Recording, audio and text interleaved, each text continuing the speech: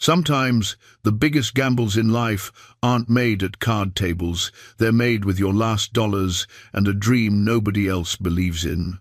When Elias Cole bets his final 1,000 on a rotting steamboat in 1896, the whole town calls him a fool. The River Queen hasn't moved in 20 years. She's half buried in mud, her decks warped, her hull cracked. Most folks see firewood, Elias sees hope. Month after month, he works alone, replacing planks, scrubbing rust, pouring everything he has into a vessel everyone abandoned. Then, the moment he finishes, a stranger knocks at his door with news that turns his world upside down. What secret did that old riverboat carry for 2 decades? Before we jump back in, tell us where you're tuning in from, and if this story touches you, make sure you're subscribed, because tomorrow I've saved something extra special for you. The morning Elias Cole first saw the River Queen up close, she sat listing 15 degrees to starboard in the shallows of Broken Bow Creek, half a mile downstream from where the creek met the Missouri River. That was in March of 1896, 3 weeks after his 48th birthday, and 2 days after he'd buried what remained of his cattle herd following the worst winter Montana had seen in living memory. He'd come down from the high country with a horse, a bedroll, and $973, everything he had left in the world, after selling off the last of his stock to a buyer from Billings. The money sat heavy in a leather pouch against his chest, and every step his mare took toward the river town of Cottonwood, Bend felt like walking toward either salvation or the edge of a cliff. He wasn't sure which. Elias had been a cowboy his whole life, just like his father before him, but his father had also been something else, a river pilot in his younger days, before the railroads came and the steamboat trade started dying. Thomas Cole had kept a logbook from those years, a thick, leather-bound journal with water-stained pages that smelled of tobacco and river mud. Elias carried it in his saddlebag now, though he'd read every entry 100 times over. His father's careful handwriting documented every bend, every sandbar, every landmark along 1,000 miles of river. But more than that, it documented a way of life that was disappearing, just like the open range was disappearing, just like everything Elias had known was slipping away like water through his fingers. The River Queen appeared in that logbook exactly 3 times. Once in 1872, when she was new and magnificent, her twin smokestacks gleaming, her paddle wheel churning white water as she carried passengers and freight between Street, Louis, and Fort Benton.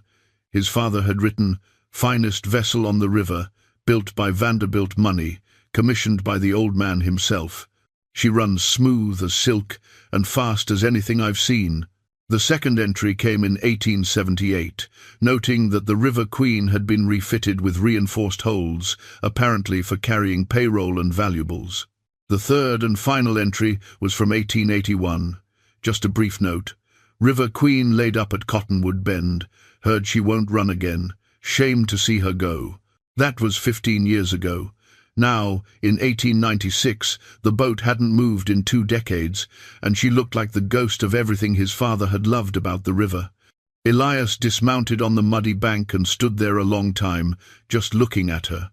The River Queen was a side-wheeler, not a stern-wheeler, which meant she had paddle boxes on both sides rather than a single wheel at the back. She measured maybe 120 feet from bow to stern, with 2 decks visible above the waterline, though God only knew what the hull looked like below. The upper deck, what would have been the passenger deck, sagged in the middle. The pilot house at the front leaned at an angle that would have been comical if it weren't so sad. Both smokestacks had fallen years ago, leaving jagged metal stumps. The paint had long since peeled away, leaving bare wood that had gone grey and split with age. But it was the nameplate that caught his attention and held it. Bolted to the bow, just above the waterline, was a brass plate maybe 2 feet long. Even through the tarnish and mud, he could make out the letters River Queen. Someone had cared enough, once upon a time, to give this vessel a proper name in proper brass. That meant something to Elias. It meant she'd been loved. "You thinking of buying her?" Elias turned to find a man in a shopkeeper's apron standing on the bank behind him, arms crossed, expression somewhere between amused and pitying. "Might be," Elias said. The shopkeeper, whose name turned out to be Henry Watts, laughed outright at that. "Friend, that boat's been sitting there since before my oldest was born, and he's 19 now. She's not a boat anymore. She's a pile of rotting timber that happens to float. Who owns her? Town does, technically. Took her for unpaid mooring fees back in 83 or 84, somewhere in there. Been trying to sell her for scrap ever since, but nobody wants to pay even scrap prices for the amount of work it'd take to break her down and haul the pieces away." Henry squinted at Elias. "You're not from around here." "Montana," Elias said. "Had a ranch up north of Helena until this winter." Something shifted in Henry's expression, a flicker of understanding and sympathy. Everyone had heard about the winter of 95 to 96, cattle frozen standing up, entire herds lost. Men who'd spent their whole lives building something wiped out in 3 months of killing cold. "I'm sorry," Henry said quietly. "That was a rough one." "It was." Elias looked back at the River Queen. "What would the town take for her?" "You serious?" "I'm asking." Henry studied him for a moment, then shrugged. "I sit on the town council. I'd have to talk to the others, but honestly I think they'd take just about any reasonable offer. Like I said, she's costing us mooring space, and she's an eyesore. Most folks would be happy to see her gone, one way or another. Would they take $1,000? Henry's eyebrows went up. "You've got $1,000 to spend on that wreck?" "I've got $973, Elias said, "but I'd round it up to 1,000 if that's what it takes." "Lord Almighty," Henry shook his head slowly. "I don't mean to speak out of turn, friend, but that's a lot of money to gamble on something that might not even be salvageable. Have you been down in the hull? Checked the framing? The decking? Any of it?" "Not yet." "Well, you should. Before you make any kind of offer, you should get yourself a good look at what you're buying. I can arrange it if you want. Have someone row you out there tomorrow morning." "I'd appreciate that." Henry stuck out his hand. "Henry Watts. I run the general store up on Main Street. You need a place to stay. The boarding house is 2 blocks north, run by Mrs. Palmer. She's fair with her prices." Elias shook his hand. "Elias Cole. And I'm obliged." The next morning, Henry Watts rowed him out to the River Queen in a flat-bottomed skiff, along with a man named Dutch Kerner, who claimed to know something about boat construction. Dutch was in his 60s, built like a barrel, with hands scarred from a lifetime of working with wood and iron. They tied up to the River Queen's starboard paddle box and climbed aboard. The main deck was a mess of broken crates, rotted rope, and bird nests. Mud had worked its way up through the seams in the deck planking, and mushrooms grew in the shadows where the upper deck overhang blocked the sun. "She's worse than I thought," Dutch muttered, testing a deckboard with his boot. The wood flexed ominously. "These planks are shot. You'd have to replace most of the decking." They made their way aft to a hatch that led below. The smell that rose from the darkness was thick with mold and stagnant water. Dutch climbed down first, and Elias followed, his boots splashing into 6 inches of murky water that had collected in the bilge. Dutch had brought a lantern, and by its light they could see the ribs of the hull, the heavy oak framing that formed the skeleton of the boat. Elias ran his hand along one of the frames. The wood was solid, barely any rot. Same with the next one. And the next. "Well, I'll be," Dutch said, sounding surprised. "The framing's still good. I mean, you've got some rot here and there, but the main structure's sound. This old girl was built to last." They spent an hour down there, checking seams, testing timbers, examining the paddle wheel mechanism through an access panel. When they finally climbed back up into daylight, Dutch was shaking his head in what looked like reluctant admiration. "She's a mess," he said. "No question about that, but she's a fixable mess. You'd need to replace the decking, patch the hull in a dozen places, rebuild the upper deck entirely, get new smokestacks fabricated, overhaul the paddle wheel, and that's just to make her float proper and look halfway decent. To make her run, you'd need a boiler and an engine, and Lord knows what that would cost. But it could be done? Elias asked. It could be done, Dutch admitted, though I don't know why anyone would want to. Steamboats are finished, son. Even if you got her running, where would you take her? The railroads own the freight business now. Passengers don't want to spend days on a boat when they can take a train and get there in hours. I don't need her to make money, Elias said quietly. I just need her to float. Dutch and Henry exchanged a look. Henry cleared his throat. Elias, I've got to ask why. You could take that $1,000 and start over somewhere. Buy some land, maybe run some cattle on a smaller scale. Why pour it into this? Elias looked at the River Queen, at her sagging decks and broken pride. He thought about his father's logbook, about the man who'd written those entries with such obvious love for the river and everything on it. He thought about the ranch he'd lost, about the feeling of helplessness as he'd watched everything he'd built slowly die in the cold.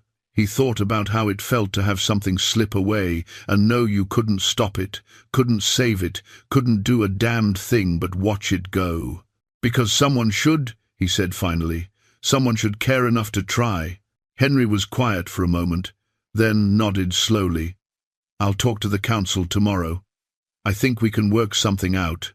3 days later, Elias Cole owned the River Queen. The town council accepted $850, letting him keep a little over $100 for supplies and materials. He moved his bedroll into what had once been the captain's quarters on the upper deck, a small room with walls that let in wind and rain, but at least had a roof that mostly held.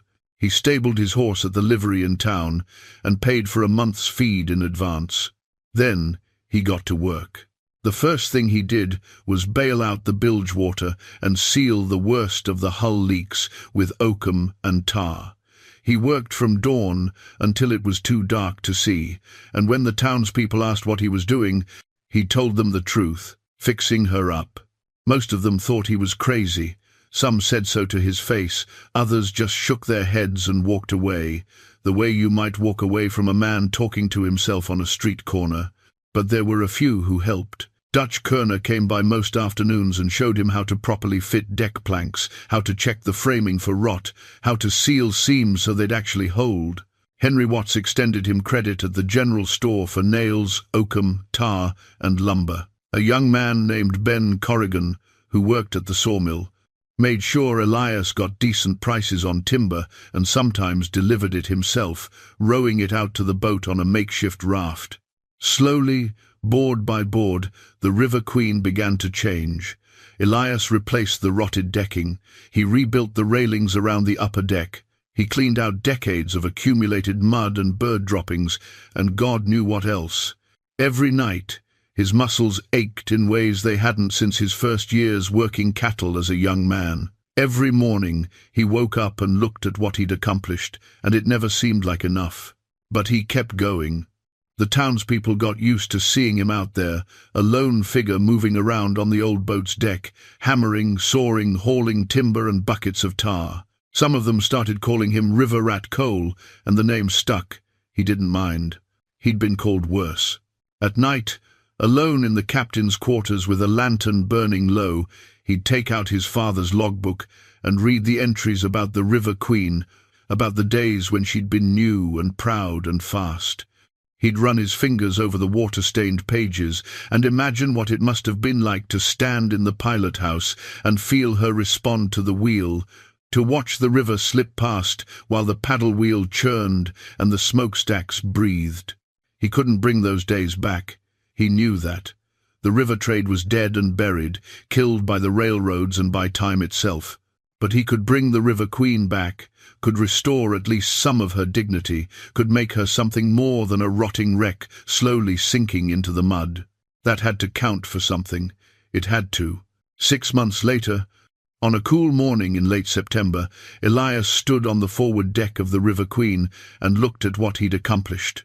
The decking was new, solid planking that didn't flex or creak when you walked on it. The railings were straight and sturdy. The upper deck had been rebuilt, its supports reinforced, its walls made weather-tight. He'd even managed to salvage enough brass fittings from the old pilot house to give her back some of her former shine. She'd never run again. He didn't have the money for a boiler or engine, and he'd never intended to make her run anyway, but she floated clean and proud, and when the morning sun hit her the right way, you could almost see what she'd been in her glory days. His money was gone, every penny spent on lumber and nails and tar and brass polish. His hands were scarred from splinters and cuts. His back ached every morning when he rolled out of his blankets. But when he looked at the River Queen, he felt something he hadn't felt since before the winter killed his herd. Pride. Simple, honest pride in work well done. He was polishing the ship's wheel when he heard footsteps on the gangplank. The wheel was mounted in what had been the pilot house, though Elias had opened up the forward wall to turn it into more of a covered deck than an enclosed room. The wheel itself was a massive thing, 5 feet across, made of iron with wooden handles spaced around its circumference. It weighed close to 200 pounds and was mounted on a heavy iron column that ran down through the deck to the rudder mechanism below. Elias had spent the better part of a week just cleaning the rust off it, and now he was working on polishing the brass fittings that held the handles in place. He looked up to see a woman climbing aboard. She was perhaps 40 years old, dressed in traveling clothes that were well made but dusty from the road. She carried a leather satchel and moved with the careful precision of someone who wasn't entirely comfortable on a boat. "Mr. Cole," she called out. Elias set down his polishing cloth and stepped out from under the pilot house overhang. "That's me. Can I help you?" She walked toward him across the forward deck, and as she got closer, Elias could see that her face was drawn with exhaustion and something else, tension maybe, or worry, carefully held in check. "My name is Clara Vanderbilt," she said. "I've been looking for this boat for 3 years. The name Vanderbilt hit Elias like a physical blow. He thought about his father's logbook, about the entry that had said the River Queen was built by Vanderbilt money. "You're related to the man who built her?" "He was my father." Clara stopped a few feet away from him, looking past him at the wheel, at the pilot house, at the decks Elias had spent half a year rebuilding. "William Vanderbilt. He died in 1893. "I'm sorry for your loss," Elias said automatically, then felt foolish saying it. The man had been dead for 3 years, but Clara nodded, as if the condolence still meant something. "Thank you." She turned her attention back to Elias. "I heard in town that you bought the River Queen and have been restoring her. May I ask why?" It was a fair question, and one Elias had been asked a dozen times by townspeople who thought he was wasting his money. But coming from her, it felt different, weightier somehow. "My father was a river pilot," he said. "He logged this boat a few times back when she was new. I suppose I wanted to save something he'd cared about." Clara's expression softened slightly. "That's a good reason. Better than most." She looked around again, taking in the restored deck, the rebuilt railings, the polished brass. "You've done beautiful work." "She's not running," Elias said. "I didn't have money for an engine or boiler, but she's sound now. She'll float for another 50 years if someone takes care of her." "That's more than anyone else would have done." Clara set down her satchel and moved closer to the wheel, running her hand along one of the wooden handles. "Do you know why my father built this boat, Mr. Cole? The way I heard it, he built her to run freight and passengers." "That's what he told everyone," Clara said. "But it wasn't the truth, or at least it wasn't the whole truth." She looked at him directly, and Elias could see pain in her eyes, old and deep. "My father built the River Queen to move money." Elias frowned. "Come again?" "In 1872, when this boat was commissioned, my father was involved in certain financial dealings that required discretion. Moving large amounts of cash or gold by train was dangerous. Bandits, corrupt officials, too many people involved. But a riverboat? A riverboat could go places quietly, could carry valuables without drawing attention, especially if those valuables were hidden properly. "What kind of valuables are we talking about?" Clara didn't answer right away. Instead, she turned back to the wheel and ran her fingers along the iron column that supported it. The financial panic of 1893 ruined my father, she said quietly. Banks failed, businesses collapsed, he lost almost everything. But before he died, he told me about the River Queen. He told me that if I could find her, if she was still intact, there might be something aboard that could help me. Did he say what? He said it was in the wheel. Clara looked at Elias. May I examine it? Elias stepped aside. It's your father's boat. Or was. I suppose you've got more right to it than I do. You're the one who saved her, Clara said. That gives you rights of your own. But she was already moving toward the wheel, her hands running over the iron column, the wooden handles, the brass fittings Elias had spent hours polishing. She worked in silence for a few minutes while Elias watched, unsure what to think or what to expect. Then she made a small sound of satisfaction and pressed something on the underside of the column, hidden beneath one of the brass mounting plates. There was a soft click, and one of the wheel's spokes, the thick iron spokes that connected the outer rim to the central hub, shifted slightly. Clara pulled on the spoke, and it came free, revealing that it was hollow. "Dear God," Elias breathed. Clara reached into the hollow spoke and pulled out a leather pouch, small and heavy. She opened it carefully, and even in the morning light, Elias could see the glint of uncut stones, diamonds, by the look of them, rough and irregular, but unmistakably valuable. "There are 8 spokes," Clara said, her voice shaking slightly. "If they're all like this one, then my father was telling the truth. He did leave something behind." Elias felt like the deck had tilted beneath him, even though the River Queen sat perfectly level in the calm water of the creek. "How much are we talking about?" "I don't know exactly. Uncut diamonds are difficult to value without proper assessment. But my father said there were enough to secure my future, and the future of anyone who helped me find them." She looked at Elias. "You brought me here, Mr. Cole, even if you didn't know it. You kept this boat from being torn apart for scrap. Without your work, I never would have found this." "I didn't know," Elias said, "about any of it. I just wanted to fix her up." "I believe you." Clara carefully replaced the leather pouch in the spoke and slid the spoke back into place. The click when it locked was barely audible. "But now, you do know, and that puts us both in an interesting position." Elias's mind was racing. Diamonds hidden in a steamboat wheel, a fortune that had been sitting here for 20 years while the boat rotted and the river moved past.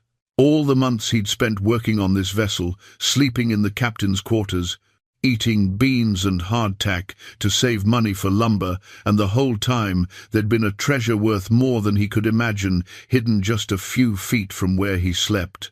"What do you plan to do?" he asked. Clara looked at him for a long moment, and Elias got the sense she was measuring him somehow, weighing what she saw against some internal standard.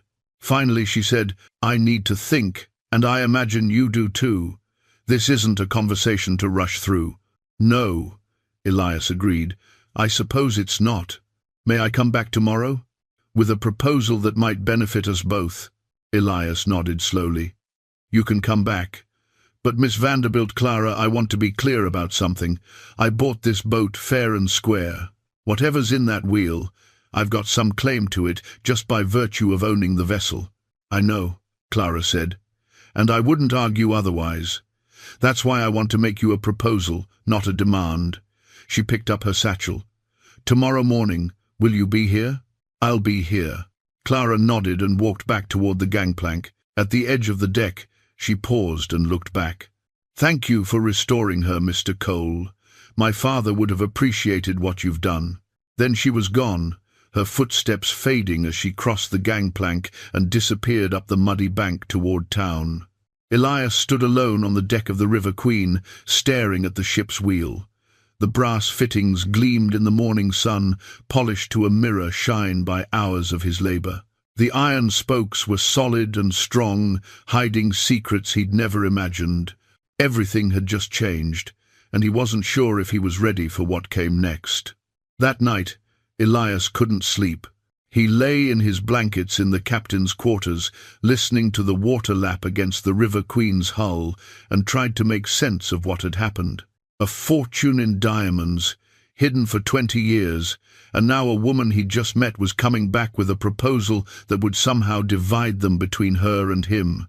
He got up and lit the lantern, then pulled his father's tintype photograph from the small wooden box where he kept his few precious belongings. The image was faded, the metal surface scratched and worn, but he could still make out his father's face, Thomas Cole, at maybe 35 years old, standing on the deck of a steamboat with the river visible behind him. He wore a pilot's cap and held himself with the quiet confidence of a man who knew his trade and was proud of it. Elias had been 12 when that photograph was taken. He remembered the day, remembered watching the photographer set up his equipment on the boat's deck while his father stood perfectly still, trying not to blink. Later, his father had given him the tintype and said, "Keep this. When I'm gone, you'll want something to remember me by." "What would you do?" Elias asked the image now. "If you found out the boat you'd been working on had a treasure hidden in it, would you take it? Would you feel like you'd earned it? Or would you feel like a thief?"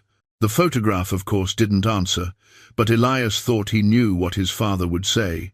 Thomas Cole had been an honest man, the kind who paid his debts and kept his word even when it cost him.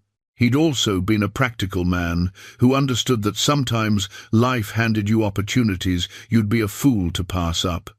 The question was, which kind of opportunity was this?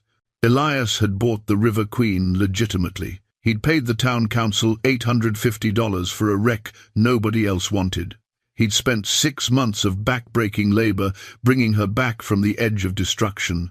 Every plank on her deck, every sealed seam in her hull, every polished fitting that was his work, his sweat, his effort. But the diamonds weren't his. They'd been hidden by William Vanderbilt, placed there before Elias was even born. The fact that he'd unknowingly bought a boat with a fortune concealed inside didn't make that fortune his any more than finding money in a used coat made it yours. Except the law might see it differently. He owned the boat. Everything aboard her, hidden or not, could be argued to be his property by right of purchase. And then there was Clara Vanderbilt herself. She'd travelled for 3 years looking for this boat, following whatever trail her dying father had left her. She'd shown up exhausted and worried, carrying the weight of her father's financial ruin and probably dealing with her own struggles. Those diamonds represented her inheritance, the thing her father had wanted her to have. But she'd said she had a proposal, not a claim. That meant she was willing to negotiate, willing to acknowledge that Elias had rights here too. He put the tintype back in its box and pulled on his boots. Sleep wasn't going to come tonight, so he might as well do something useful. He grabbed the lantern and headed out onto the deck. The night was cool. The sky clear enough to see stars scattered across the darkness like spilled salt. Elias walked to the pilot house and stood looking at the wheel. In the lantern light, the brass fittings gleamed and the iron spokes threw long shadows across the deck. 8 spokes. Clara had checked one and found diamonds. If they were all filled, if every hollow spoke contained a pouch like the one she'd pulled out, then the total value must be staggering. Enough to change a life completely. Enough to start over, buy land, build something new. Enough to make him question everything he thought he knew about himself. The next morning, Dutch Kerner rowed out to the River Queen just after dawn. He did that sometimes, bringing coffee and biscuits that his wife had made, sitting with Elias on the deck while they watched the sun come up over the river. "You look like hell," Dutch said, handing him a tin cup of coffee. "Didn't sleep much." "Woman trouble?" Elias almost laughed. "Something like that." Dutch settled himself on a crate and bit into a biscuit. "You want to talk about it?" "Not really." Elias sipped the coffee. It was strong and bitter, and exactly what he needed. "Dutch, can I ask you something?" "Sure." "If you found out something you owned was worth a lot more than you paid for it, not because of anything you did, but just because there was something valuable you didn't know about when you bought it, would you feel like you'd come by it honestly?" Dutch chewed thoughtfully for a moment. "That's a loaded question." "I know. If I bought a piece of property and later found gold on it, I'd figure that gold was mine, came with the property. whether I knew about it or not. Dutch paused. But if I bought an old trunk at an estate sale and found a bag of gold coins hidden in a false bottom, I'd feel obligated to give it back to the family, because that gold wasn't part of the trunk. It was something hidden there, something someone meant to come back for. What's the difference? Intent, Dutch said. Gold in the ground is part of the land. Gold in a trunk is something separate, something someone put there for safekeeping. Context matters. Elias nodded slowly. It made sense, the way Dutch put it. The diamonds in the wheel weren't part of the River Queen. They were something hidden aboard her, concealed with the expectation that someone specific would retrieve them later. You in some kind of trouble? Dutch asked. I don't think so, but I might have some decisions to make soon. Well, if you need advice or help or just someone to talk things through with, you know where to find me. Dutch finished his coffee and stood up. I've got to get to the lumber yard. But Elias, whatever this is about, don't let it steal your pride in what you've done here. You saved this boat. That's worth something all by itself. After Dutch left, Elias sat alone with his thoughts. The old man was right. The River Queen was a good thing he'd done, regardless of what was hidden in her wheel. He'd taken something broken and made it whole. He'd honored his father's memory and saved a piece of river history from being lost forever. That mattered. It had to matter. But the diamonds mattered too. And Clara Vanderbilt mattered, and the decision he was about to face, whatever proposal she brought with her today, would matter more than anything he'd decided in a long time. He looked at the ship's wheel. At the spoke Clara had opened and then carefully closed again. The mechanism was clever, he had to admit. You'd never know it was there unless someone showed you. And if the River Queen had been scrapped, if she'd been torn apart for lumber and scrap metal the way the town council had originally intended, those diamonds would have been discovered by whoever was doing the dismantling. Some random workman would have found a fortune and walked away with it, and Clara Vanderbilt never would have known. Elias had saved the River Queen. In doing so, he'd saved Clara's inheritance too, even though he hadn't known it at the time. Maybe that gave him the right to a share. Maybe it meant he'd earned something beyond just the satisfaction of a job well done. Or maybe it just made the situation more complicated than it needed to be. He'd find out soon enough. The sun was climbing higher, burning off the morning mist that hung over the creek. Clara would be here before long, with her proposal and her expectation of an answer. Elias just hoped he'd know the right thing to say when the time came. Clara returned at mid-morning, carrying the same leather satchel and looking somewhat more rested than she had the day before. She climbed aboard the River Queen without waiting for an invitation and found Elias on the aft deck, checking the paddle wheel housing for any signs of new wear. "Good morning," she said. "Morning." Elias straightened up, wiping his hands on a rag. "You said you had a proposal." "I do." Clara set down her satchel and pulled out a rolled document tied with a faded blue ribbon. "But first, I want to show you something." She untied the ribbon and unrolled the document carefully. It was old, the paper yellowed and brittle at the edges, but the writing was still clear. At the top, in ornate script, were the words, "Bill of Sale and Registry." "This is the original deed of commission for the River Queen," Clara said. "My father kept it all these years. It shows that he paid for her construction in 1872 and held title to her until he sold her to the Missouri River Transport Company in 1880. Elias looked at the document but didn't touch it. "Why are you showing me this?" "Because I want you to understand that this boat meant something to my father. She wasn't just a business investment. He designed her himself, worked with the shipwrights to make sure every detail was exactly what he wanted. The River Queen was his pride, the thing he pointed to when people asked what he'd accomplished in his life." Clara's voice softened.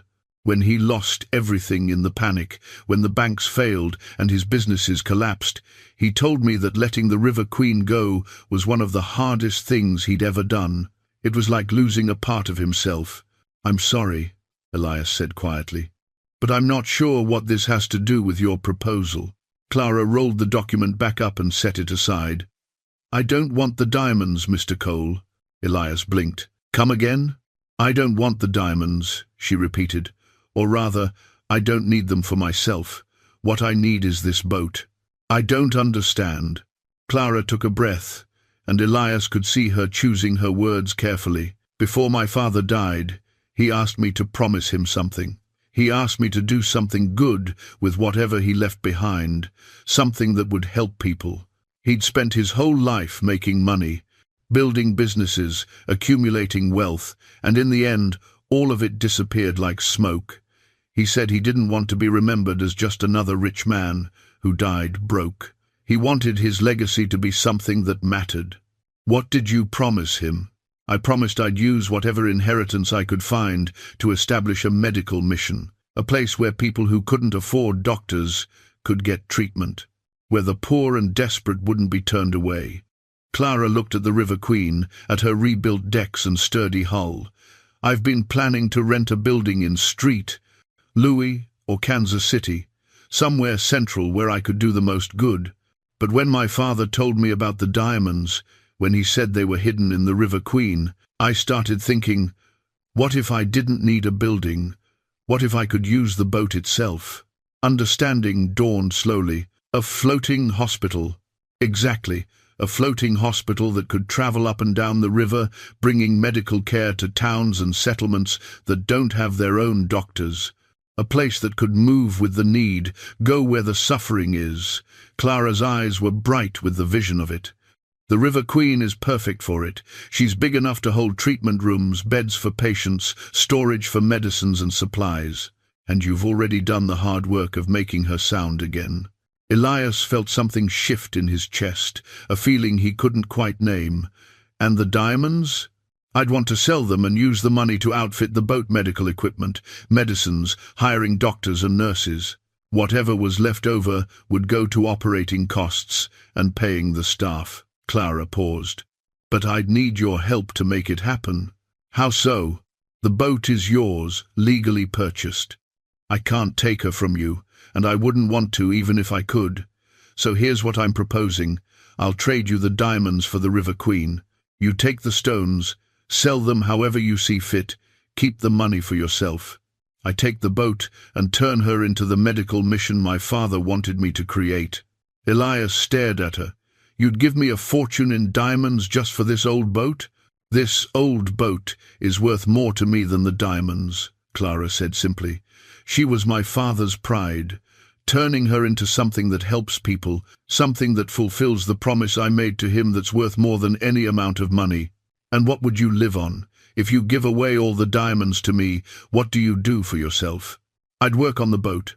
I have some medical training. I studied nursing for 2 years before my father's health declined, and I had to leave school to care for him. I could assist the doctors, help with patients, manage the day-to-day operations. Clara smiled slightly. I don't need much, Mr. Cole. A cabin aboard the Queen, food to eat, meaningful work to do, that would be enough. Elias walked to the railing and looked out at the river. The water was brown and lazy this time of year, moving slow toward its eventual meeting with the Mississippi. He thought about Dutch's words from this morning, about intent and context. He thought about his father's tintype and the pride in Thomas Cole's eyes as he stood on a steamboat deck. Let me make sure I understand, he said slowly. You're offering to give me diamonds worth what? Thousands? Tens of thousands? At least 50,000. Possibly more depending on the market and the quality of the stones. $50,000. Elias let the number settle. It was more money than he'd make in 10 lifetimes as a cowboy, more than he'd ever dreamed of having. And, in exchange, you get the River Queen and turn her into a floating hospital. Yes. Why not just buy the boat from me directly? Pay me a fair price and keep the diamonds for yourself. Because this way is cleaner, Clara said. No questions about where the diamonds came from, no legal complications about who owns what. You sell the stones as your property. I operate the hospital with funds I raise separately. We each walk away with what we need most. Elias turned to face her. What I need most is to know I did the right thing, that I didn't take advantage of someone, didn't profit from another person's loss. You wouldn't be, Clara said firmly. You'd be giving me the thing I need to fulfill a promise to my dying father. You'd be making it possible for this boat to become something that helps people instead of just sitting here as a pretty memorial. That's not taking advantage. That's giving me a gift. A gift you're paying $50,000 for. A trade, Clara corrected. We're both getting what we need. That's the definition of a fair trade. Elias was quiet for a long moment. Then he said, "Can I think about it? Just for a day or two?" "Of course. This is a life-changing decision. You should take whatever time you need." Clara picked up her satchel. "But Mr. Cole, Elias, I want you to know something. Whatever you decide, I'm grateful for what you've done here. You saved this boat. You gave her back her dignity. That matters to me more than you probably realize." After she left, Elias stood alone on the deck and tried to imagine the River Queen as a floating hospital.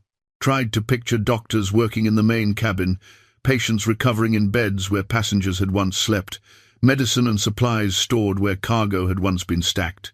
It was a good vision, noble even, the kind of thing his father would have approved of. But $50,000 was a lot of money to walk away from without being absolutely certain he was making the right choice. Word spread through Cottonwood Bend, the way it always did in small towns, quietly at first, then all at once. By the third day after Clara's proposal, Elias couldn't walk down Main Street without someone stopping him to ask about the woman from back east who'd been visiting the River Queen. Henry Watts cornered him at the general store. "Is it true she's some kind of railroad heiress?"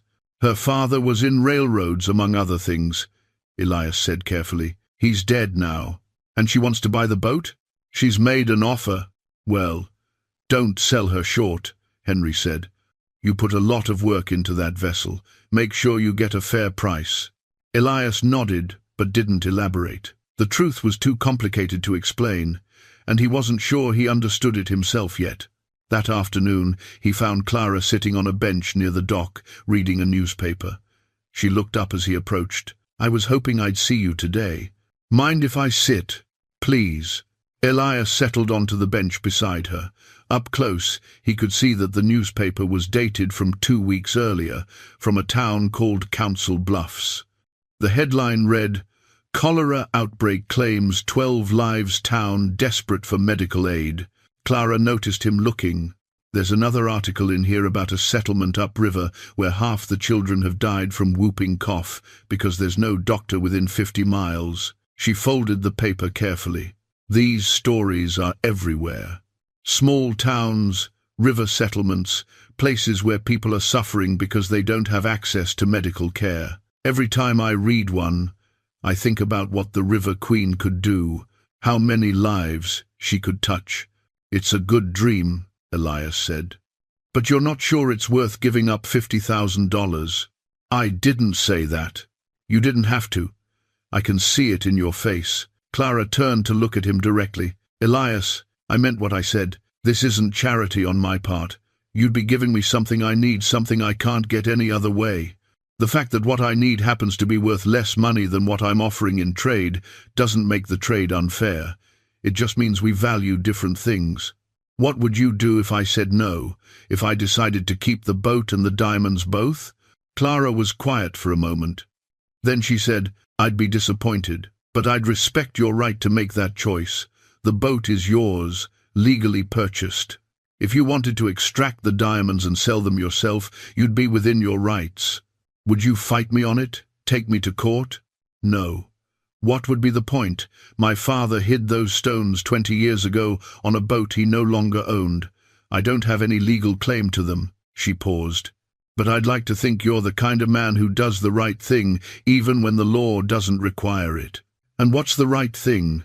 "I can't answer that for you. Only you know what sits right in your conscience." Elias looked out at the river.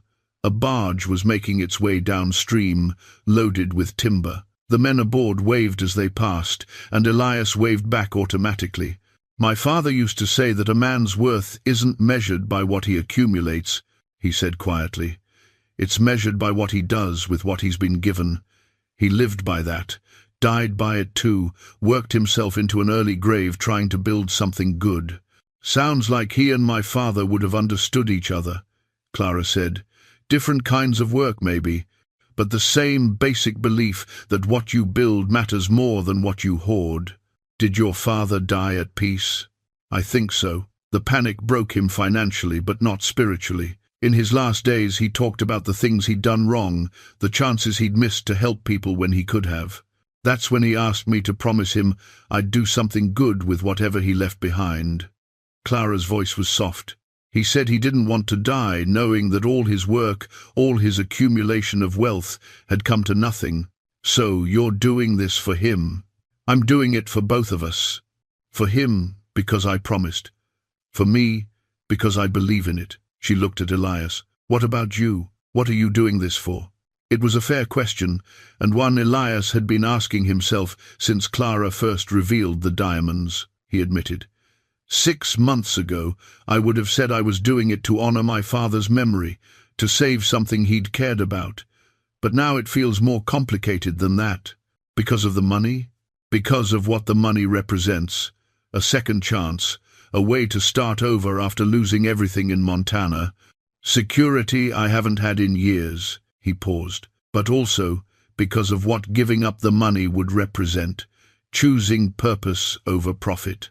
Making something that matters more than making something that pays. Those aren't easy choices, Clara said. No, they're not. They sat in silence for a while, watching the river move past. Finally, Clara said, My father told me something else before he died. He said that most people spend their whole lives chasing after security, trying to build walls high enough and thick enough to keep out uncertainty. But the walls never hold. Sooner or later, life breaks through winter storms, financial panics, illness, death, all the things we can't control. Cheerful thought. Wait, there's more. He said that the only real security comes from knowing you spent your life doing something that mattered. Because when everything else falls apart, when the money's gone and the walls are broken, you can still look back and say, I built something good. I helped someone. I made a difference. Clara smiled slightly. He said that kind of security is the only kind that lasts. Elias thought about his ranch in Montana, about the years he'd spent building it up, only to watch it die in a single brutal winter. He thought about the River Queen, about the months of work that had brought her back from ruin. One had been taken from him by forces beyond his control. The other he'd saved through sheer determination and effort. I need to talk to someone, he said suddenly. There's a man in town, Dutch Kerner. He helped me with the restoration, taught me half of what I needed to know about boat construction. He's got a good head on his shoulders. I'd like to hear what he has to say about all this. That's wise, Clara said. Big decisions shouldn't be made in isolation. Will you be around tomorrow? I'll be at the boarding house. Mrs. Palmer's been kind enough to give me a room at a reduced rate. Clara stood up. Take whatever time you need, Elias. This isn't a decision to rush. That evening, Elias found Dutch Kerner at home, sitting on his front porch with a pipe and a cup of coffee. Dutch's wife, Margaret, brought out another cup for Elias and left them alone to talk. Elias told him everything. The diamonds, Clara's proposal, the plan for a floating hospital. He laid it all out, holding nothing back, and then sat back and waited for Dutch's reaction. Dutch was quiet for a long time, smoking his pipe and looking out at the darkening sky. Finally, he said, That's quite a story. What would you do? I can't answer that. It's your decision to make. I know, but I'm asking anyway. What would you do if you were in my place? Dutch knocked the ash from his pipe. I'd think about what I wanted my life to mean. Money's useful, no question. $50,000 would set you up for the rest of your days. But a floating hospital, that's something that would outlive you. That's something people would remember long after you're gone. Is that enough? Legacy? For some men it is, for others it's not. It was the question that mattered. The one Elias had been circling around for days without quite facing directly. He still didn't have an answer. The next morning, Elias was going through his belongings when he came across the bank notice. It was folded at the bottom of his wooden box, beneath his father's tintype and a few other keepsakes he'd carried south from Montana. He'd kept it not because he wanted to remember, but because throwing it away felt like pretending the loss hadn't happened. The notice was dated February 18th, 1896. Final warning of foreclosure. It read in crisp, impersonal typeface. Outstanding debt, $2,847. Property to be sold at auction March 15th, unless full payment received. He'd read it 100 times in the weeks after receiving it, each time hoping the words might somehow change. They never did. The bank wanted their money, and Elias didn't have it. Simple as that. 20 years of work, gone because of one brutal winter, and debts that had seemed manageable until they suddenly weren't. He'd walked away from that ranch with less than $1,000 and no clear idea of what came next. The only thing that had kept him moving forward was the vague memory of his father's logbook, the River Queen mentioned in those water-stained pages. Finding her, buying her, restoring her, it had given him purpose when he needed it most. Now Clara was offering him enough money to buy 10 ranches, enough to start over properly, with capital and resources and room for error, enough to never worry about foreclosure notices again. But taking that money meant giving up the River Queen, meant letting go of the thing that had pulled him back from the edge after Montana, meant choosing security over meaning. He folded the notice and put it back in the box, then headed into town. He found Clara at the boarding house, sitting in Mrs. Palmer's parlor with a stack of papers spread across the table in front of her. When she saw him, she gathered up the papers quickly. "Good morning," she said. "Morning. What are you working on?" "Morning." Clara hesitated, then spread the papers back out. "Plans for the River Queen, if the trade goes through. Treatment room layouts, supply inventories, cost estimates for medical equipment." She smiled ruefully. "I'm getting ahead of myself. I know you haven't decided yet, but I can't help thinking about what it could be." Elias looked at the papers. Clara had drawn careful diagrams of the River Queen's interior, marking out spaces for examination rooms, a surgery, beds for patients who needed overnight care. She'd made lists of medicines and supplies, names of doctors who might be willing to work on a floating hospital, potential routes up and down the river that would maximize the number of people they could help. "You've put a lot of thought into this," he said. "I've had 3 years to think about it, ever since my father told me about the diamonds and what he wanted me to do with them." She picked up one of the diagrams. "I know this might seem presumptuous, planning it all out before you've even agreed.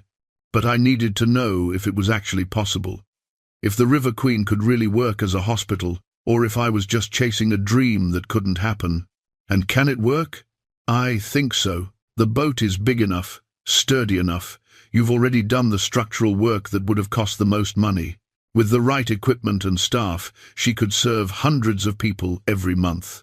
Maybe thousands over the course of a year." Clara looked at him. "Have you reached a decision?" "Not yet, but I'm getting closer." Elias pulled out a chair and sat down. "Can I ask you something?" "Of course." "Why does it have to be the River Queen specifically? With $50,000 you could build a hospital anywhere.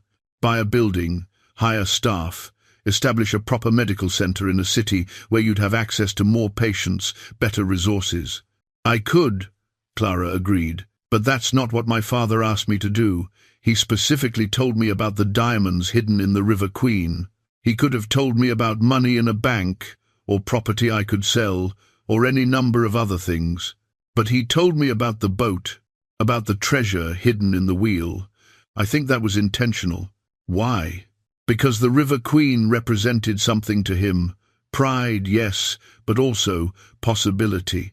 The idea that something old and forgotten could be brought back to life, could be given new purpose." Clara's eyes were distant, remembering.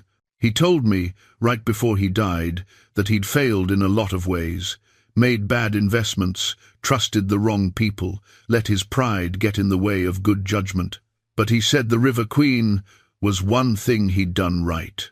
One thing he'd built that was solid and true and good. And then he had to sell her. And then he had to sell her. Clara repeated. It broke his heart. But now, if I can bring her back not as a freight boat or a passenger vessel, but as something that helps people, it would redeem that loss somehow. It would prove that his pride in her was justified. Elias understood that feeling, understood the need to prove that something lost hadn't been wasted. He thought about his ranch, about the years of work that had ended in foreclosure. What would it mean to take that loss and transform it into something purposeful, to prove that even failure could lead to something worth having? What if we could do both? He said suddenly. Clara looked at him. What do you mean? What if you got the River Queen for your hospital and I kept enough of the diamonds to start over? Elias leaned forward. Split them down the middle. You use half to outfit the boat and fund the medical mission. I use half to buy land, maybe start a small ranch, something manageable. That's generous, Clara said slowly. But it's not what I proposed. I know, but your proposal puts all the burden on me. I either take everything and walk away, or I give everything and stay with nothing. This way, we both get what we need. Clara was quiet for a moment, thinking. Then she shook her head. I appreciate the offer, Elias. I do. But I can't build a sustainable hospital on half the money. The equipment alone costs thousands of dollars. Then there's salaries for doctors and nurses, medicines, supplies, operating expenses. I need the full amount to make this work properly. Then take 3/4. Leave me 1/4 of the diamonds. Elias, please, just hear me out. He stood up and walked to the window, looking out at the street. I've lost everything once already. Had it taken from me by weather and debt and circumstances I couldn't control. I can't go through that again, Clara. I can't bet everything I have on a dream and watch it slip away. A floating hospital isn't the same as a cattle ranch in Montana. I know, but the feeling is the same. The fear that I'll pour everything into it and end up with nothing. He turned to face her. 1/4 of the diamonds would give me enough to start small. Buy a piece of land, build something modest, have security while still helping you do something good. That's not unreasonable, is it? Clara looked at him for a long time. Finally, she said, No, it's not unreasonable. It's practical and sensible, and exactly what most people would want. She paused. But it's not what I'm offering. I need all the diamonds to make this work, Elias. I can't do it halfway. Then you're asking me to choose between security and purpose. I suppose I am. That's not a fair choice. I never said it was fair, Clara said quietly. I just said it was the choice you have to make. Elias walked to the table and looked down at her diagrams, her careful plans for turning the River Queen into something that mattered. He thought about the ranch he'd lost, about the foreclosure notice in his wooden box. He thought about his father's tintype, about the pride in Thomas Cole's eyes as he stood on a steamboat deck. I need more time, he said. How much time? I don't know. A few more days, maybe. Clara nodded. Take whatever you need. But Elias, understand that every day we delay is another day that people are suffering without medical care. Another day that the River Queen sits empty when she could be saving lives. I understand. Do you? Because from where I'm sitting, this looks like a man who's afraid to let go of something he's already lost. The words hit harder than Elias expected. He wanted to argue, to defend himself, to explain that it wasn't fear holding him back, but simple common sense. But when he opened his mouth, no words came out. Because maybe Clara was right. Maybe he was holding on to the idea of security the same way he'd held on to that foreclosure notice, not because it served any purpose, but because letting go felt like admitting defeat. 2 days later, Elias was working on the River Queen's aft deck when he heard raised voices coming from the dock. He looked up to see Clara walking quickly toward the boat, and behind her a man in a fine suit was following, his voice carrying across the water. Clara, please. We need to discuss this reasonably. There's nothing to discuss, Richard. I told you in my letter that I wasn't coming back to Philadelphia. Your letter said you were pursuing a business opportunity. It didn't mention that you'd be squandering your last resources on some ridiculous medical fantasy. Clara reached the gangplank and started across, But the man, Richard, followed her right onto the boat. Elias set down his tools and moved to intercept. "Miss Vanderbilt, is this man bothering you?" Clara turned, and Elias could see the frustration in her face. "Elias, this is Richard Pemberton. He's a lawyer who worked with my father. Richard, this is Elias Cole. He owns the River Queen." Richard barely glanced at Elias before turning back to Clara. "I've come a long way to speak with you. The least you can do is hear me out." "Fine," Clara said tightly, "but not here. We can talk at the boarding house." "No, I want to see this boat that you're so determined to waste your inheritance on." Clara's jaw tightened, but she nodded. "Very well." She looked at Elias. "I apologize for this intrusion." "No need to apologize," Elias said. But something in the exchange had put him on edge. He followed them to the pilot house area, staying close enough to intervene if needed. Richard walked around the deck, his expression making clear what he thought of the River Queen. "This is what you've been searching for? This wreck? This restored vessel?" Clara corrected. "And yes, this is exactly what I've been looking for." "Clara, be reasonable. Even if you somehow manage to convert this boat into a hospital, even if you find doctors willing to work on it, you'll be dead within a year." The words landed like a physical blow. Elias saw Clara flinch, saw her hand go to her side in an involuntary gesture that she quickly suppressed. "That's not certain," she said quietly. "It's certain enough. Dr. Morrison was very clear about your prognosis. Without proper treatment, without rest and care, the consumption will kill you, probably before next winter." Richard's voice softened slightly. "I know you don't want to hear this, but I'm trying to help you. Come back to Philadelphia. Use whatever money you can find to get the best medical care available. Don't throw your life away on this project." Elias felt the ground shift beneath him. Consumption. Clara was dying. "I've already received the best medical care available," Clara said. "Dr. Morrison told me I have perhaps 14 months, possibly less. No amount of treatment will change that. The disease is too advanced." "Then why are you doing this? Why chase after hidden diamonds and old boats when you should be spending your remaining time in comfort?" "Because comfort isn't what I need, Richard. Purpose is what I need. Legacy is what I need." Clara's voice was steady now. Resolved. "I made a promise to my father. I intend to keep it, regardless of how much time I have left. By bankrupting yourself and dying alone on a river somewhere, by creating something that will outlive me, something that will help people long after I'm gone." Clara turned to look at the River Queen, at her rebuilt decks and polished fittings. "This boat will still be here when I'm not. The hospital will still be operating, still serving people who have nowhere else to turn. That's worth more than a few extra months in a comfortable bed." Richard shook his head. "I can't support this, Clara, and if you won't listen to reason, I'll have to take other measures to protect you from yourself." "What measures?" "Your father's will included a provision allowing his executor, that would be me, to intervene if you showed signs of diminished capacity or poor judgment regarding your inheritance. I could make a case that this entire scheme falls under that provision." "You wouldn't dare." "I would, if it meant saving your life." Richard pulled a folded document from his coat pocket. "I have injunction papers ready to file.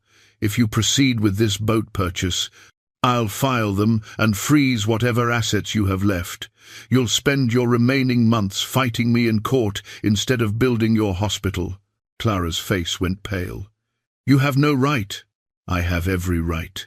Your father trusted me to look after your interests.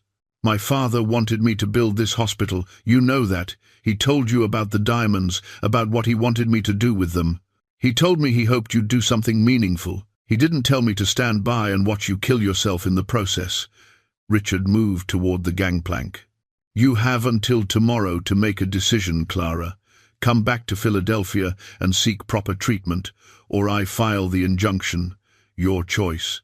He left without waiting for a response, his footsteps heavy on the wooden planks as he crossed the dock and disappeared toward town. Clara stood frozen for a moment, then her knees seemed to give out. Elias caught her before she could fall, guiding her to sit on one of the deck crates. "I'm sorry," she said, her voice shaking. "You shouldn't have had to hear that." "How long have you known?" Elias asked. "About the consumption? Almost a year. I started having symptoms just after my father died, but I didn't want to believe it was serious. By the time I saw Dr. Morrison, it was too late for any real treatment." She looked up at him. "I should have told you. Before I made the proposal, before any of this. But I was afraid you wouldn't take me seriously if you knew." "Why wouldn't I take you seriously?" "Because I'm dying, Elias. People hear that and they assume you can't think straight, can't make rational decisions. They start treating you like you're already gone, like nothing you say or do matters anymore." Elias sat down beside her. "Is that why you're in such a hurry? Why you need all the diamonds instead of splitting them?" "Partly, but also because it's true. I need the full amount to make the hospital work. I won't be around to raise additional funds or make up shortfalls. Whatever I set up now has to be sustainable on its own, has to be able to keep running after I'm gone." She wiped at her eyes. "I know what Richard said sounded harsh, but he's not entirely wrong. I probably will die somewhere on this river, working myself into an early grave. But at least it will be while doing something that matters." "What about treatment? What about trying to fight the disease?" "I've tried. There is no fighting it, not really. I can rest and take medicines and slow it down a little, but the end result is the same. I'm going to die, probably within the next year. The only choice I have is how I spend whatever time I have left." Elias thought about the foreclosure notice, about loss and letting go. He thought about Clara's careful diagrams, her plans for treatment rooms and patient beds. He thought about his father's pride in the River Queen, and William Vanderbilt's dying wish that his daughter do something good with what he left behind. "What will you do?" he asked. "About Richard's threat? I don't know.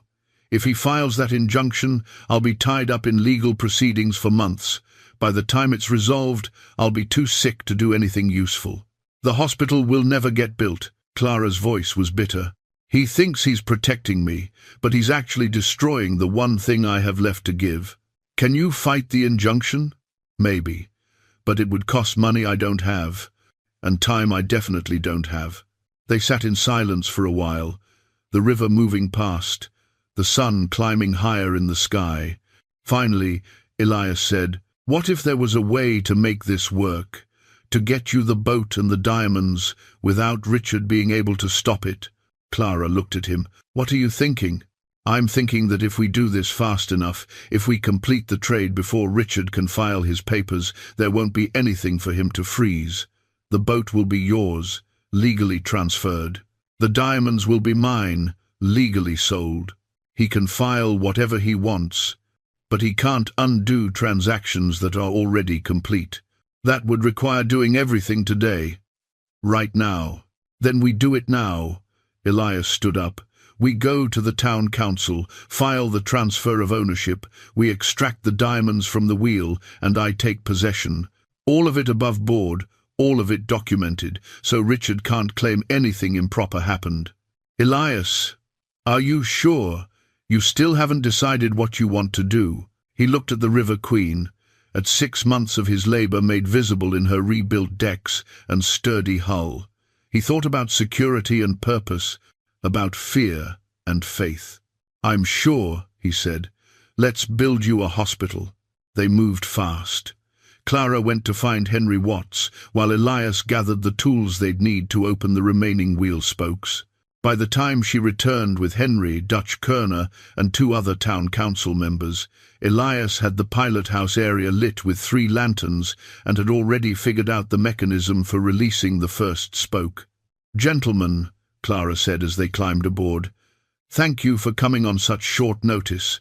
Mr. Cole and I are prepared to complete a transfer of ownership for the River Queen, and we'd like witnesses present to ensure everything is done properly." Henry Watts looked between them, clearly sensing the urgency. "What's the rush? This morning you were still thinking it over, Elias." "Circumstances changed," Elias said. "There's a lawyer in town who's threatening legal action that could tie this whole thing up in court for months. We need to complete the transfer today, before he has a chance to file any papers." What kind of legal action? Asked Tom Brennan, the eldest council member. The kind that doesn't concern you, Clara said firmly. This is a private matter, but I can assure you that Mr. Cole and I are both of sound mind and acting of our own free will. We're simply expediting a transaction we were going to complete anyway. Dutch Kerner examined the ship's wheel, then looked at Elias. Is this what I think it is? Probably. Lord Almighty. What's in the wheel? Tom asked. Elias and Clara exchanged a look. Finally, Clara said, Hidden valuables placed there by my father 20 years ago. That's what I'm trading for the boat, the valuables in exchange for ownership. And you need us to witness this? We need you to witness the transfer of ownership and to verify that both parties are acting voluntarily. What we're trading is our business. Henry scratched his jaw. All right, let's see what we're dealing with here. Elias showed them the mechanism Clara had discovered, the catch hidden beneath the brass mounting plate. Then, methodically, he began opening the wheel spokes one by one. The first spoke yielded a leather pouch identical to the one Clara had shown him days earlier. Elias loosened the drawstring and poured a handful of rough diamonds into his palm. Even uncut, even in the lantern light, they caught and held the eye. Sweet mercy, Tom Brennan breathed. The second spoke held another pouch, and the third, and the fourth. Each time Elias opened one, he felt the weight of what he was doing settle heavier on his shoulders. This wasn't just money, it was security, opportunity, a second chance at everything he'd lost. And he was trading it all for the satisfaction of doing the right thing. The fifth spoke was stuck. Elias had to use a pry bar to work it loose, and when it finally came free, the pouch inside had split, spilling diamonds across the pilot house deck. They scattered like drops of frozen rain, and everyone scrambled to collect them. How many more? Henry asked, clearly overwhelmed. 3, Clara said. She was keeping a careful inventory, writing down the contents of each pouch in a small notebook. The 6th and 7th spokes opened without incident. The 8th and final spoke was the largest, mounted at the top of the wheel where it supported the most weight. When Elias pulled it free, he found not one pouch but 2, both larger than the others. In total, there were 10 leather pouches of varying sizes. Clara counted the stones as carefully as she could in the lamplight, her hands shaking slightly. When she finished, she looked up at the assembled men. Gentlemen, there are approximately 412 uncut diamonds here, ranging in size from half a carat to what appears to be nearly 5 carats. I cannot provide an exact valuation without a professional assessment, but based on what my father told me and current market conditions, I estimate the total value at somewhere between $60,000 and $80,000. Tom Brennan sat down heavily on a crate. And you're trading all of this for the River Queen? Yes. Miss Vanderbilt, I mean no disrespect, but that seems like a poor trade on your part. This boat's not worth 1/10 of that. The boat is worth exactly that to me, Clara said firmly. And this trade is exactly what I want to make. Dutch Kerner had been quiet through the entire process, just watching with his arms crossed. Now he said, Elias, can I have a word with you? Private? They moved to the far end of the deck, out of earshot of the others. Dutch looked at him seriously. You're really doing this? Giving up a fortune for a boat you're going to hand over to someone you barely know? I know her well enough. Do you know she's dying? Elias felt a chill. I saw her at the general store yesterday, buying medicine. The same kind my brother took when he had consumption, before it killed him. Dutch's voice was gentle. I'm not saying she's lying to you or trying to cheat you, but you should understand what you're getting into. That hospital she wants to build, she might not live to see it operational. I know. She told me today. And you're still going through with this? I'm still going through with it. Elias looked back at the pilot house, where Clara was carefully gathering the diamonds into a wooden box they'd brought for the purpose. She's trying to build something that outlives her. Dutch. Something that helps people. I can't think of a better use for that money. Even if it means you walk away with nothing? I'm not walking away with nothing. I'm walking away knowing I helped make something good happen. My father would have understood that. I think you do too." Dutch was quiet for a moment, then nodded. "You're a better man than most, Elias Cole." He clapped him on the shoulder. "All right, let's make this official." They returned to the pilot house. Henry Watts had brought the official town ledger and was preparing to record the transaction. "Before we proceed, I need both parties to state clearly that they're entering into this agreement voluntarily and with full understanding of the terms." "I am," Clara said. "I am," Elias echoed. "And the terms are, Elias Cole transfers full ownership of the steamboat River Queen, all associated equipment and property, to Clara Vanderbilt. In exchange, Clara Vanderbilt transfers ownership of the valuables recovered from the ship's wheel to Elias Cole. Is that correct?" "That's correct," they said in unison. Henry wrote it all down in his careful script, then had both Elias and Clara sign. The other council members signed as witnesses. When it was done, Henry tore out the page and made a copy, giving one to each party. "It's official," he said. "The River Queen now belongs to Miss Vanderbilt."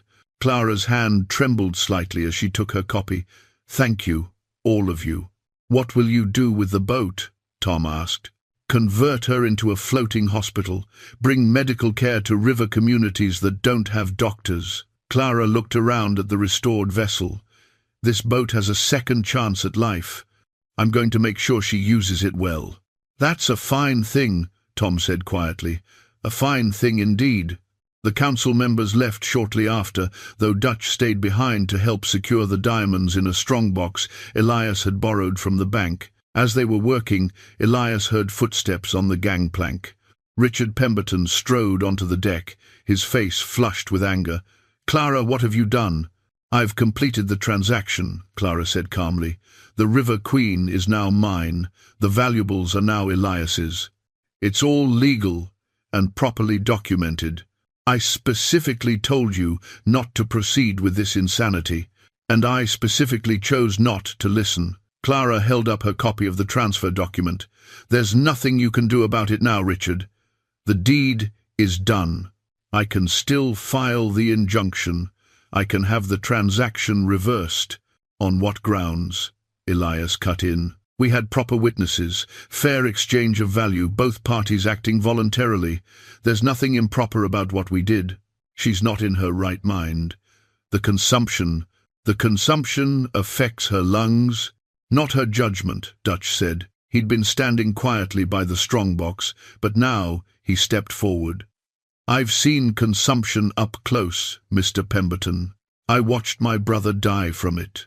Miss Vanderbilt is clear-headed, purposeful, and fully capable of making her own decisions."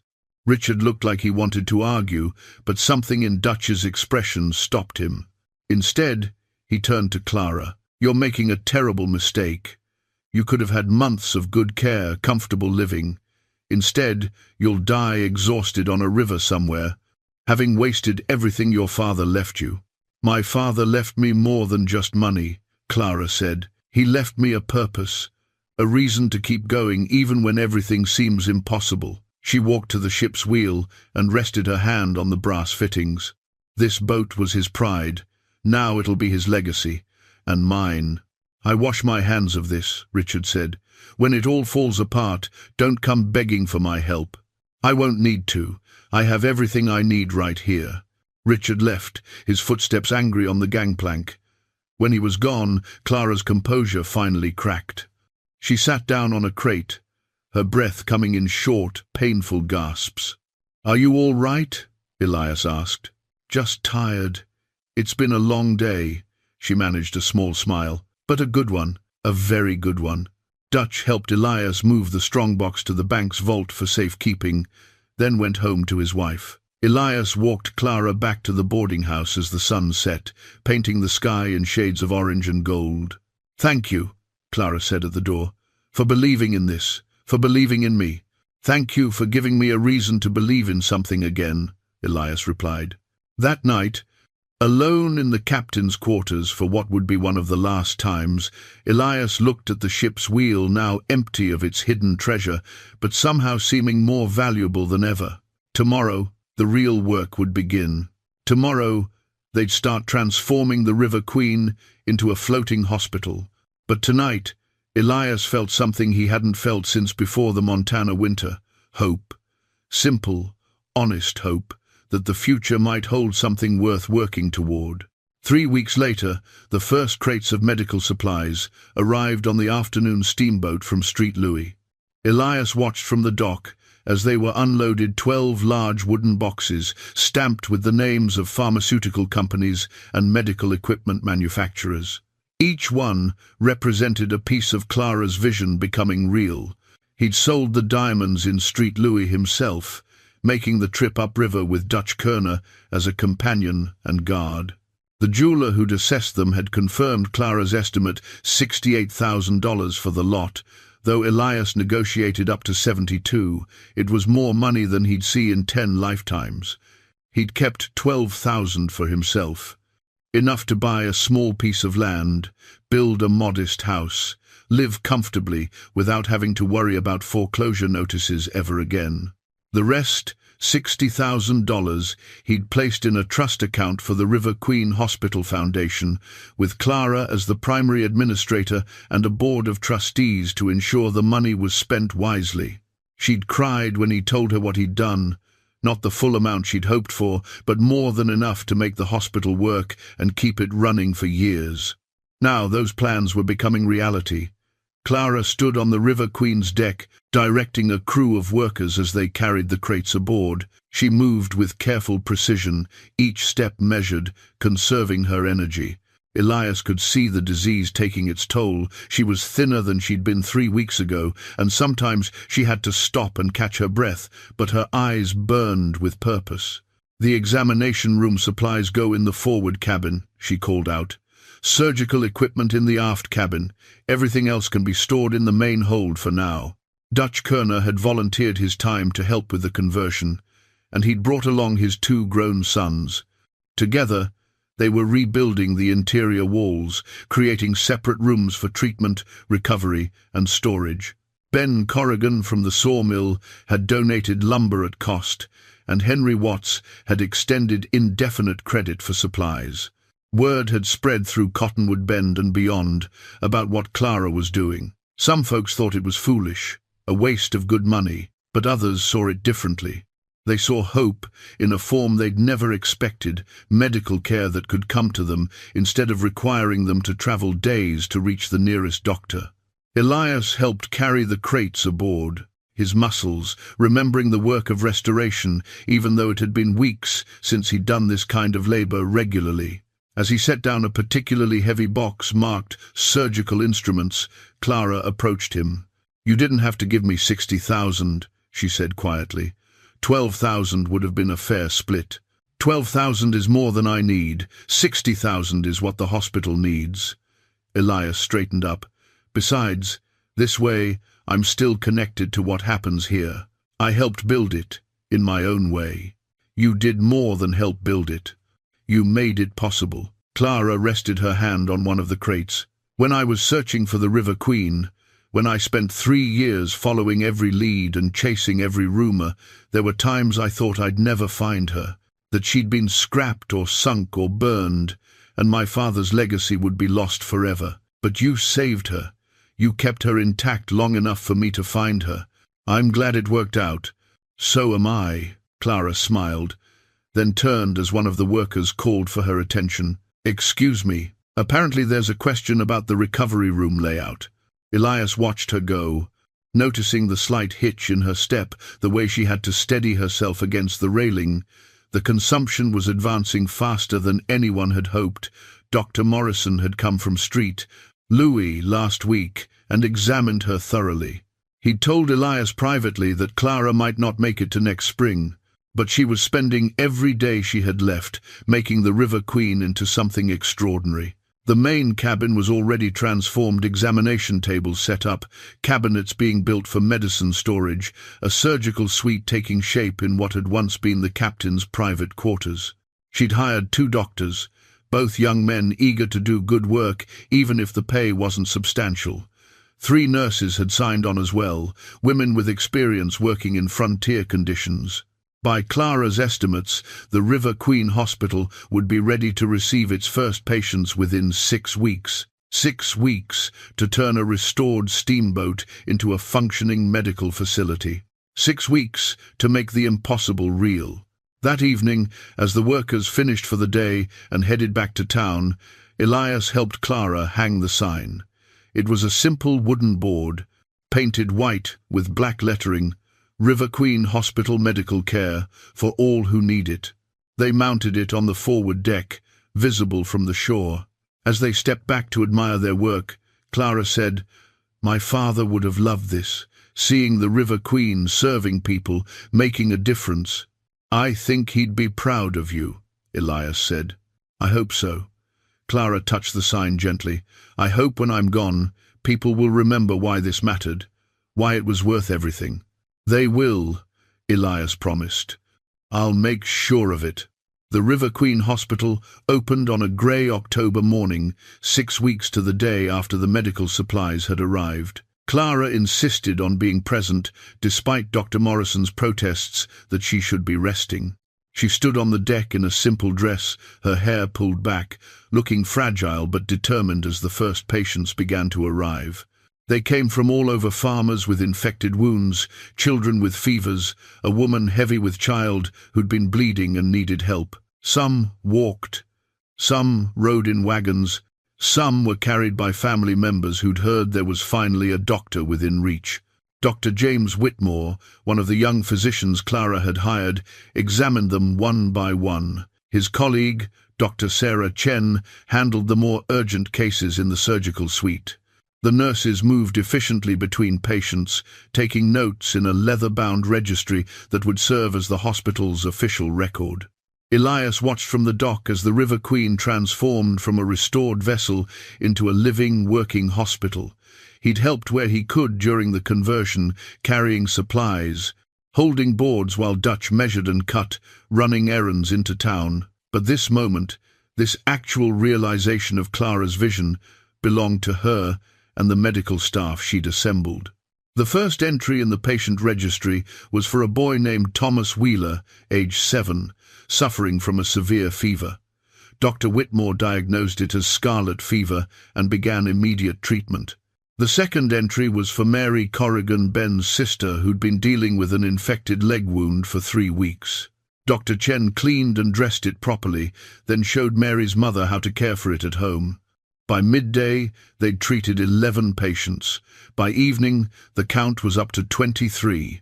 Clara sat on a chair on the deck, exhausted but radiant. When Elias brought her water, she smiled at him. "It's working. It's actually working. Did you doubt it would?" "Every day," she admitted. "Every single day, I worried something would go wrong, that I'd run out of time before we could open, that no one would come even if we did open. But they're coming. They're trusting us with their health, with their children. That's everything." Dr. Morrison appeared in the doorway of the main cabin. "Clara, you need to rest. You've been on your feet for 8 hours. There are still patients waiting. And there are 3 doctors and 3 nurses to handle them. You've done your part. Let us do ours." He helped her to her feet, gentle but firm. "Come on. There's a bed in the recovery room with your name on it." Clara looked at Elias. "Will you stay? Make sure everything." "I'll stay," Elias promised. "Go rest." As Dr. Morrison guided Clara inside, Elias took her place on the deck. He greeted new arrivals, directed them to the registration desk, helped an elderly man up the gangplank when his legs proved unsteady. Around sunset, a family arrived in a wagon, a father, mother, and daughter, maybe 12 years old. The girl was unconscious, burning with fever. The father carried her aboard in his arms, his face etched with desperation. "Please," he said. "She's been sick for days. The fever won't break. I don't know what else to do." Dr. Chen took one look at the girl and called for assistance. They carried her into the examination room, and Elias heard the rapid-fire medical conversation through the open-door: symptoms, possible diagnoses, treatment options. The father stood on the deck, holding his wife as she wept. Elias approached them carefully. The doctors here are good. They'll do everything they can. Are they really free? The father asked. We don't have money. We already lost our crop to drought, and I don't know how we'd pay. Free, Elias confirmed. That's the whole point. Medical care for everyone who needs it, whether they can pay or not. The man's face crumpled. God bless whoever made this possible. Her name is Clara Vanderbilt, Elias said, and you can tell her yourself when your daughter's better. 2 hours later, Dr. Chen emerged with good news. The girl was stable, the fever was breaking, and she'd likely make a full recovery with a few days of rest and careful monitoring. The family could stay aboard if they wanted, in the recovery room. The father shook Dr. Chen's hand, then Elias's, then went to sit with his daughter. Elias watched him through the cabin window, a man who'd arrived desperate and was leaving with hope. That night, Elias found Clara in the recovery room, sitting beside the sleeping girl. She looked up as he entered. I saw them arrive, she said quietly. The Hendersons. Tom told me about their daughter. Dr. Chen saved her life. The River Queen saved her life. This boat, this hospital, it's doing exactly what it was meant to do. Clara's voice was thick with emotion. My father would have been so proud. He would have been proud of you, Elias said, for making it happen. We made it happen. You and me and Dutch and Henry and everyone who helped. This isn't just my legacy, Elias. It's ours. Outside, the river moved past, dark and eternal. Inside the River Queen Hospital, 19 patients slept in beds, recovering from illness and injury, cared for by doctors and nurses who dedicated themselves to serving those in need. The gamble had paid off. The dream had become real. Spring came early to the Missouri River country in 1897. By April, the ice had broken and the water ran high and fast, carrying snowmelt from the mountains down toward the distant sea. Standing on the dock at Cottonwood Bend, Elias watched the River Queen prepare for her first journey upriver as a fully operational hospital. Clara had died in February, 3 days after her 41st birthday. The consumption had taken her quietly in her sleep aboard the boat she'd worked so hard to create. Dr. Morrison said she'd lasted longer than anyone expected, that sheer determination had kept her going months past when the disease should have claimed her. They'd buried her in the town cemetery, beneath a simple stone that read, Clara Vanderbilt, 1856 to 1897. She built hope. But her real memorial was the River Queen herself. In the 5 months since opening, the hospital had treated over 600 patients. The doctors and nurses Clara had hired continued their work, funded by the trust Elias had established. The boat moved up and down the river now, stopping at settlements and towns that had never seen a doctor, bringing medical care to people who'd long gone without. Today, they were embarking on their longest journey yet, a month-long trip upriver to Fort Benton and back, stopping at every settlement along the way. Elias had asked to come along, and Dr. Whitmore had agreed. We could use an extra set of hands, the young doctor had said, and someone who knows how to talk to cowboys and farmers. You have a way of making people comfortable.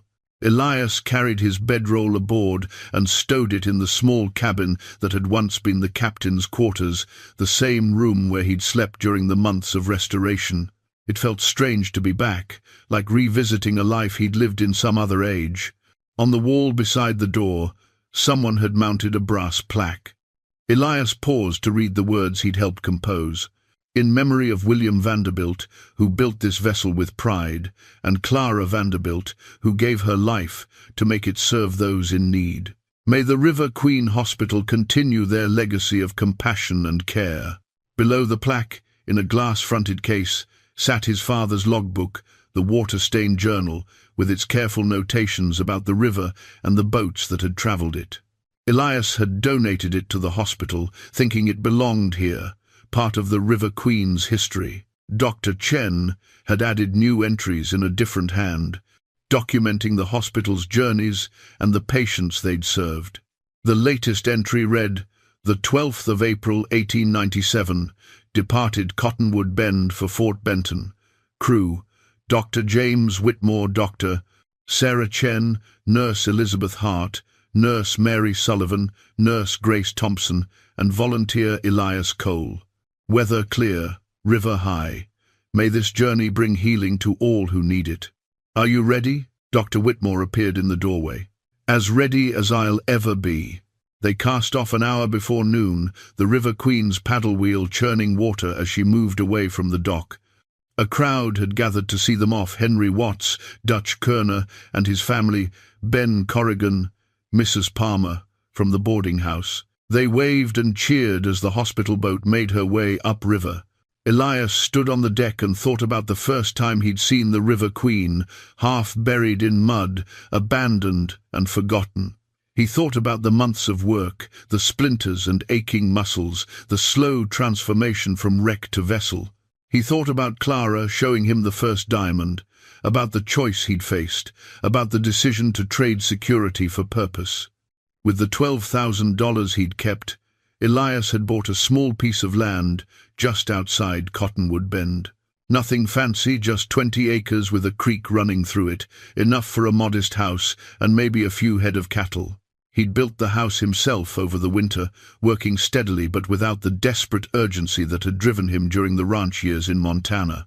He had a place to return to now, a home of his own, but more than that, the River Queen Hospital had given him something he hadn't known. He needed a reason to believe that loss could be transformed into something meaningful, that failure wasn't the end of the story. As the boat moved upriver, passing familiar landmarks his father had documented in the logbook, Elias felt a sense of peace he hadn't experienced in years. Not the peace of having everything figured out, but the peace of knowing he was doing something that mattered.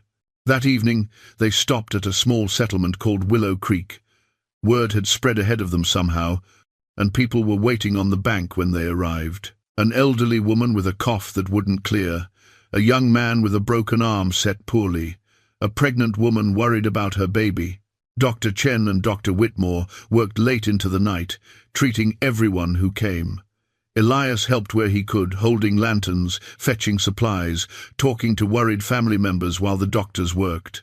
The same things he'd done during the hospital's first days of operation, the same simple acts of service that felt more valuable than any amount of money in a bank. Near midnight, when the last patient had been treated and the boat was quiet, Elias stood on the deck and looked up at the stars. They were the same stars that had shone over his ranch in Montana, the same ones that had watched him struggle and fail and eventually start over. But somehow they seemed brighter now, more welcoming. He thought about Clara's words, about how her father had said the only real security came from knowing you'd spent your life doing something that mattered. He understood now what that meant. The ranch in Montana was gone, lost to weather and circumstance. But the River Queen was here, floating strong, saving lives, building a legacy that would outlast anyone who'd touched her. Sometimes the biggest gambles in life aren't made at card tables. Sometimes they're made with your last dollars and a dream nobody else believes in. And sometimes, if you're very lucky, those gambles pay off in ways you never expected. The river moved beneath the boat, eternal and unchanging. The River Queen Hospital moved with it, carrying hope upstream.